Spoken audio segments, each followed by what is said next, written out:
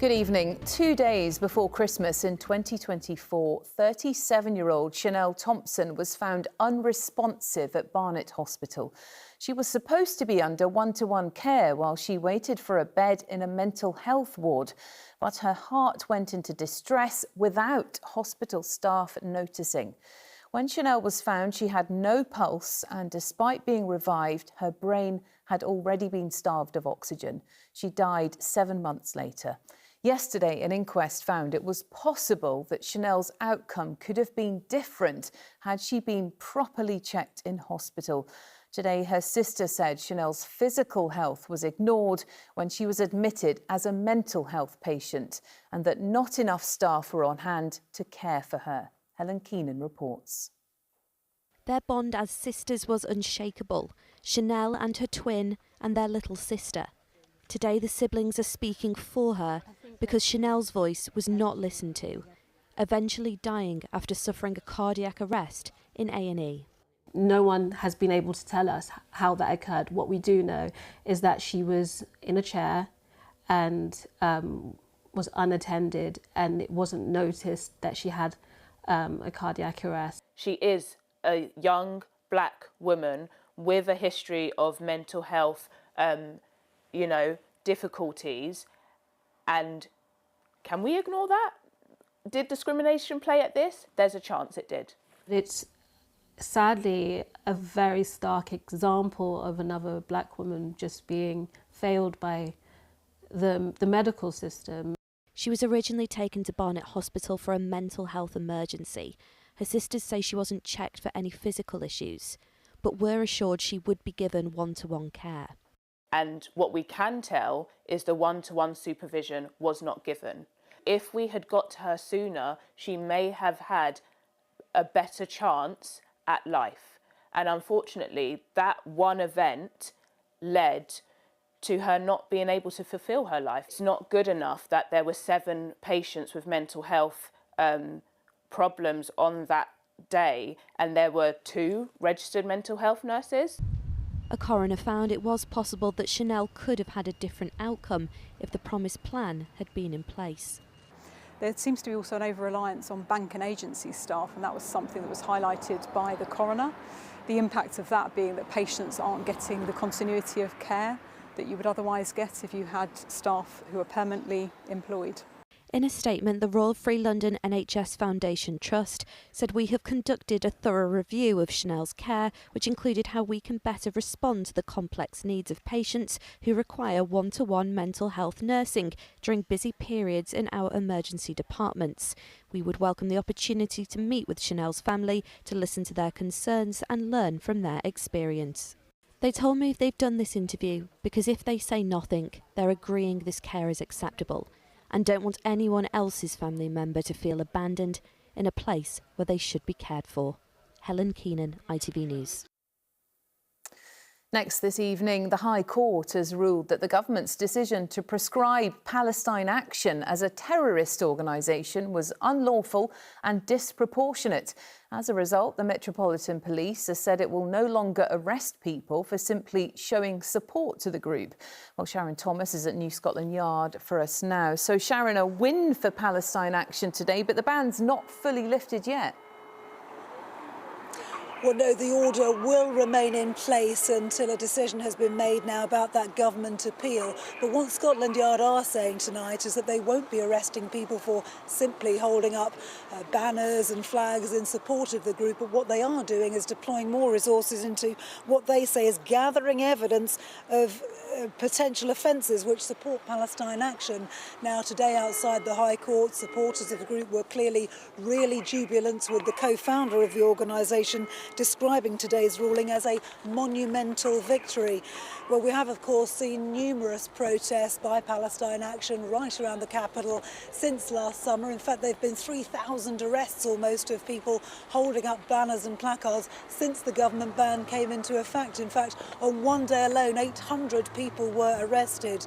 So this afternoon, 2 rather prominent Jewish organisations, the Board of Deputies of British Jews and also the Jewish Leadership Council, have come out and said they are deeply concerned at today's ruling but do welcome the government's decision to appeal. So in summary, despite today's ruling, supporting the group still remains a criminal activity, but the next steps will be decided at a further ruling next Friday, a week today, on the 20th of February. OK, Sharon, thank you very much indeed.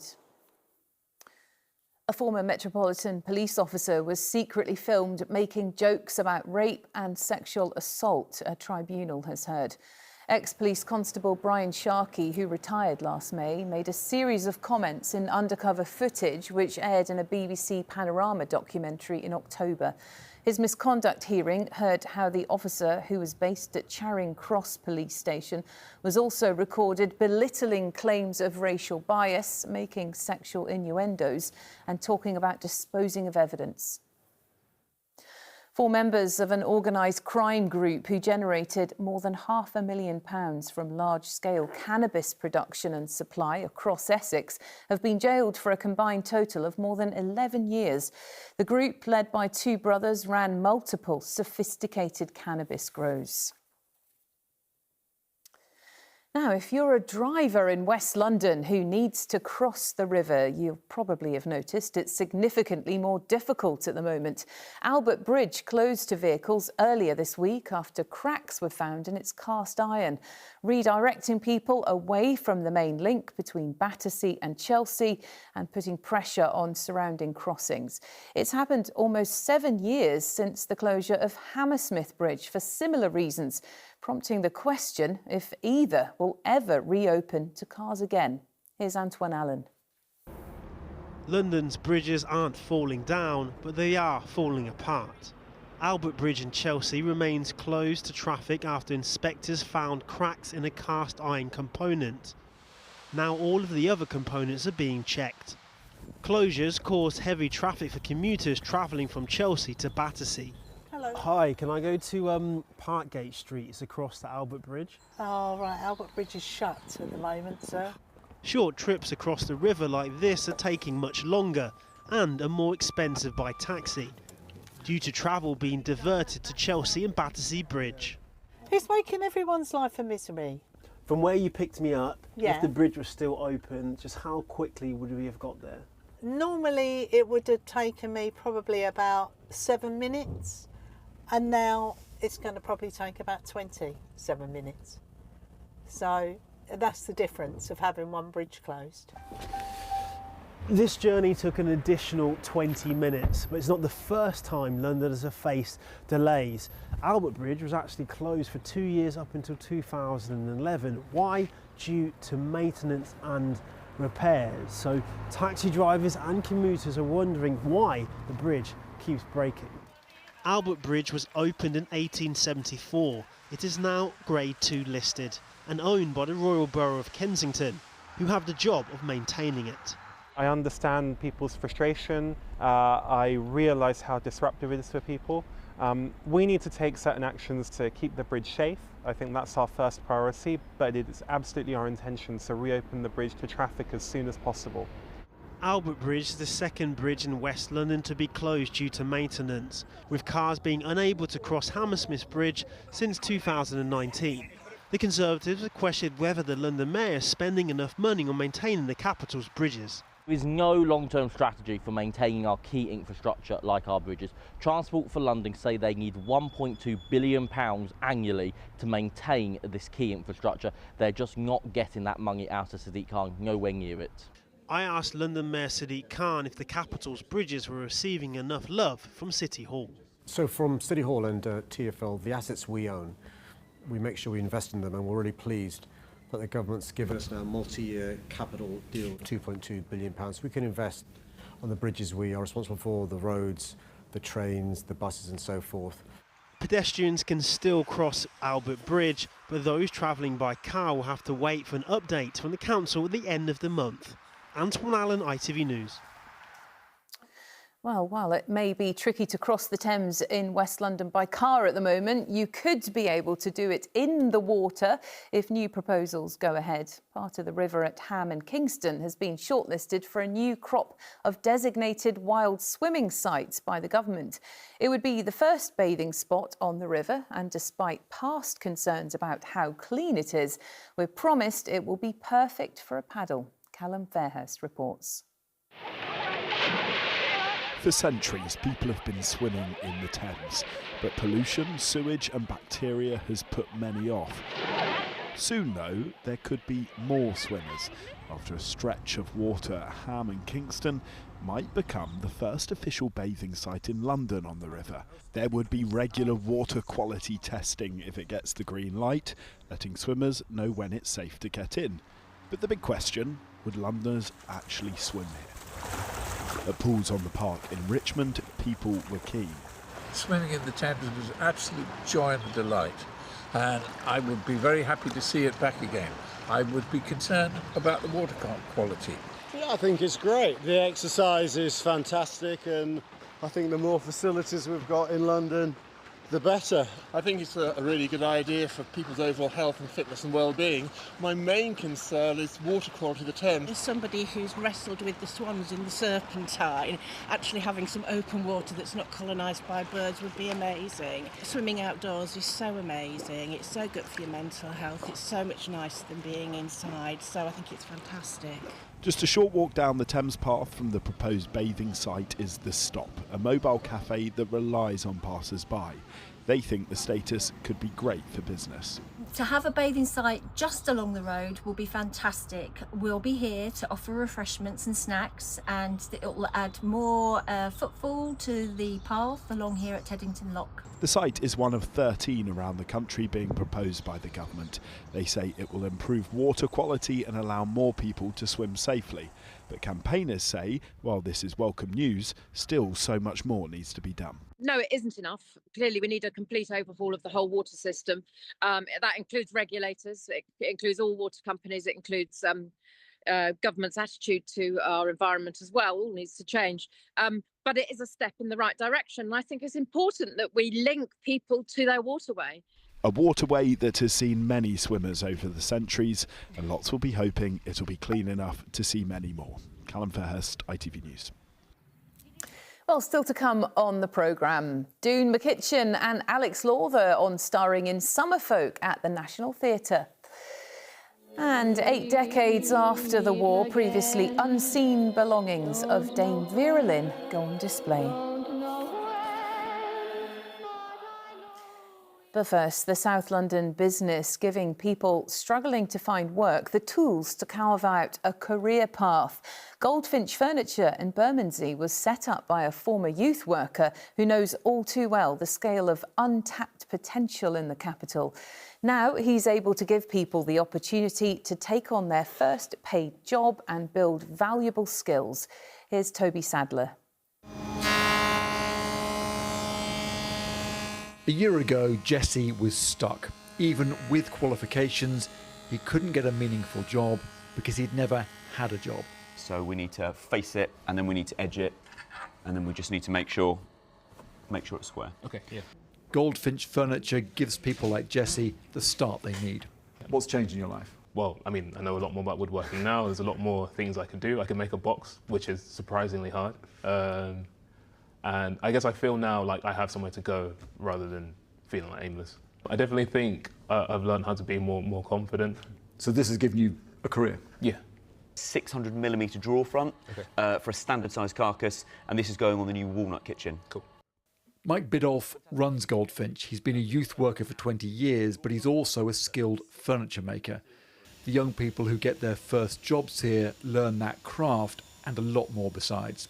How to turn up on time, how to communicate properly, anger management, how to respond when something hasn't gone your way.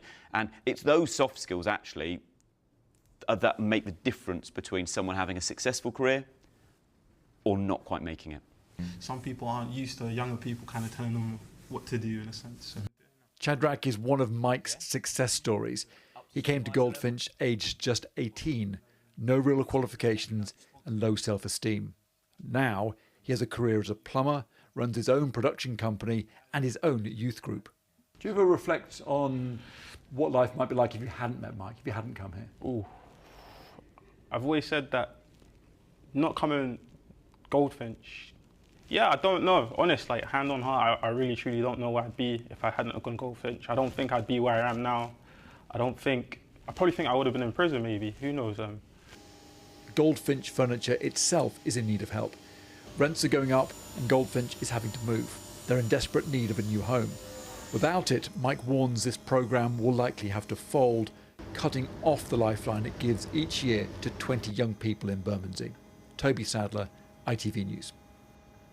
Brilliant. Well, let's take a look at the sport now as we head into the weekend.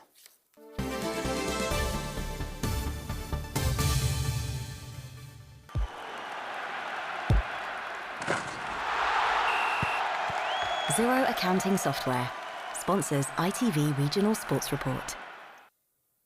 Spurs have appointed a new interim head coach after they sacked Thomas Frank on Wednesday.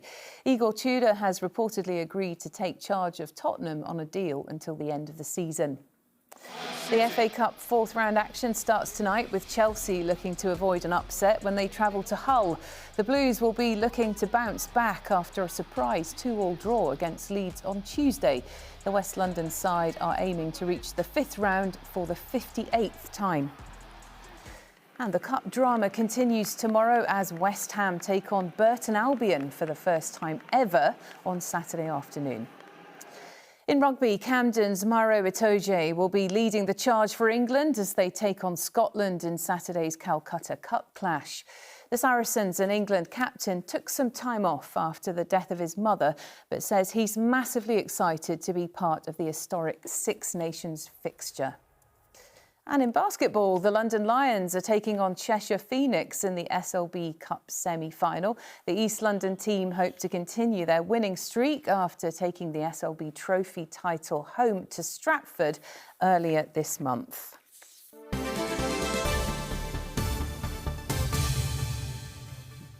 Now, my guests tonight have had very different TV careers. One is best known for award-winning comedies like Smack the Pony and Two Doors Down, and the other for appearing in dark dramas like Black Mirror and The Imitation Game. But now, Doon McEachin and Alex Lawther are joining forces to star in a new play at the National Theatre. Summerfolk explores the lives of Russia's elite in 1905. And I'm delighted to say they're both here with me now. That sounds like a very mysterious kind of a story. It's a bit of a change from comedy, Doon, isn't it? Yes, people have asked me, you know, are you funny in it? And it is funny. It is funny. They're such a brilliant sort of modern bunch of characters that you just recognise them instantly. Yeah. Brilliant. Yeah. And what's it about then? It's about a group of people living in dachas in these summer houses in the countryside not far from Moscow in 1904. Right. They are a group of middle-class people wondering what they're doing with their lives whilst there's an impending feeling of something getting closer, which is obviously a year later the Russian Revolution begins. Yeah, they're about to be swept away. And there's a phrase at the beginning that is looming doom, yes. Which is it's about to happen. They're about to be. They're going to have a massive change. Swept away. So do you two actually connect with each other, or are you kind of separate characters? We do connect. We're living in the same house, and we spent a long summer together, and I think are sort of at each other's necks a little bit by the end of this long, sultry summer. Yeah, I find him very annoying. Yeah. yeah. So I'm always telling him to shut up. And there's people coming and going and crashing into each other's lives. There is something that feels like, you know, it's 1904, but I think there's a feeling of these people are recognisably people that might be living in London, spending the holiday in the Cotswolds. And yeah, so they're mentioned. One of the characters says we're a shallow crew, aren't we? And somebody refutes that, but they do spend time drinking, moaning. It's relatable, eating. then. You go, yeah, and having affairs. And doing all of this gossiping and getting under each other's skin, whilst the broader picture is there's something darker and more dangerous, but they're refusing to look outwards into the oncoming history, and they are obsessed with what's going on in each other's lives. I mean, there's some sort of like White Lotus-y kind of feeling of being I get modern. So you two have done all kinds of different things. It's so different, isn't it? Like, and you know, you were in The Imitation Game with a huge raft of big names. What was that like? That was grand. I feel like it's similar to films like that. There's something beautiful about Summerfolk where it's a huge ensemble. It's a company of actors. There's Paul Reddy, Sophie Rundle, Gwyneth Keyworth, Arthur Hughes, Justin Mitchell, and people who have had, you know, illustrious film and telly careers, and also amazing theatre actors. Brilliant. I feel that there's a similarity in that sense, in the sense that like we are a big, quite merry gang. Yeah. There's about 18 of us. It's quite a lot of people. 23, Dune. Okay, so I don't think about the smaller parts. I was catching up again on Smack the Pony on the train on the way in. I must have looked very crazy in the corner because I was just belly laughing. Good. I mean, that was just such great telly, wasn't it? Yeah, it's amazing that it's still so that people still stop me and talk about it and pass each other sketches. It was about 25 years ago. Was it? Yeah. Actually. So you were born in London and you've lived here since you were 18. Is London still very much home for you two? We were just talking about it because Alex has been living in Paris, and it was like, we both feel that London is home and miss London when we're not there. Yeah, for sure. Absolutely. Yeah. Oh, that's brilliant. OK, well, Summerfolk is starting on the 8th of March and runs until the 29th of April. And tickets are available now. Good luck with the show. Thank you very much. Thanks very much for coming on. Thank you. Well, you might not believe it, but there are rumours of sun this weekend. Here's Holly with that all-important weather forecast. An icy start to the day will give way to a series of oohs and ahs. TUI sponsors ITV London weekend weather. Hello, good evening. We're seeing some subtle shifts in our weather pattern. Now, initially, we'll see some cold air tucking its way in. That's feeding in through the course of tonight, and a bright day on the way for tomorrow. Our Valentine's Day should see some sunshine, but we do then see further rain pushing its way in as the weekend wears on. And after that, as we head into next week, it is unsettled, but it's not the relentless weather that we've had of late. Let's look at the bigger picture then, because we've got this area of low pressure shifting southwards. That brought some rain today, and behind it, this colder air. A little ridge of high pressure in charge for tomorrow, but this feature moves in early Sunday. That brings outbreaks of rain, maybe something a little wintry on the leading edge before it turns back to rain, and then turning brighter as the day goes on, but with some further blustery showers. Now, there at the moment, some outbreaks of rain with us. They're tending to clear through, and this colder air being fed in on this increasingly northerly wind. You could see a few wintry flurries, and it turns cold for tonight. Frost, maybe some ice, and we have an ice warning in force across northwestern parts of the capital, although I couldn't rule out a few slippery surfaces elsewhere as well. So cold as we head into tomorrow morning, but on the flip side, it should be lovely and bright. Hopefully, we'll see lots of sunshine, I think, into tomorrow. Temperatures are struggling, just 5 or 6 degrees, but given the light winds, given the sunshine, it should be much nicer than an awful lot of weather we've seen of late. But you can see a bit more high-level cloud just starting to thicken as the afternoon wears on, and that's ahead of this feature here. So that brings some outbreaks of rain through the early hours, possibly something temporarily a bit wintry. So a soggy start on Sunday, turning brighter, but with some further blustery showers feeding on in behind. Take care. TUI sponsors ITV London weekend weather.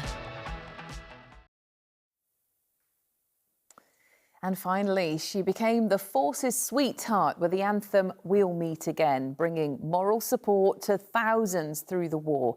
Now, previously unseen letters show how East Ham's Dame Vera Lynn really did help injured soldiers tell their families that they would meet again.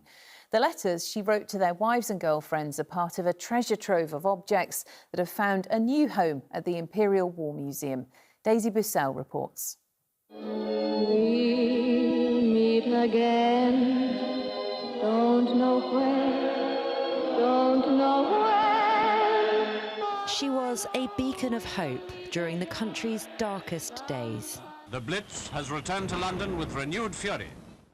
As bombs dropped on London during the Second World War, Dame Vera Lynn set out to inspire our troops to fight for a brighter future. 8 decades later, her legacy lives on. So much so that hundreds of her belongings are joining a new collection at the Imperial War Museum. She was and is an icon still. I mean, everything, the whole collection, I think, is extremely important. Helping curators through the vast archive was Dame Vera's daughter. Well, obviously it's all to do with the wartime, letters, all that sort of thing, photographs, even her Burma outfit, you know, those lovely, very becoming shorts and cap and what have you. The shorts in question were worn on her trips overseas, as the force's sweetheart entertained and encouraged in places like India and Burma. The uniform she had included a pleated skirt, which really wasn't appropriate for the dusty roads and the getting in and out of jeeps and so on. And she says these are her trusty shorts that stayed with her forever. Her performances earned her millions of fans. Their letters of appreciation also included in the collection. So too is the evidence of her mutual affection for them. And we know exactly how much she was spending on stamps and envelopes and copies of photographs that she would sign and send to her fans, because we've got account books and receipts and things like that. There'll be bluebirds over. The items are still being catalogued by the museum and will undergo special processes to preserve them before they can go on display. But it's hoped the public will be able to get a glimpse by Easter, so that generations to come will know more about the woman behind that unmistakable voice.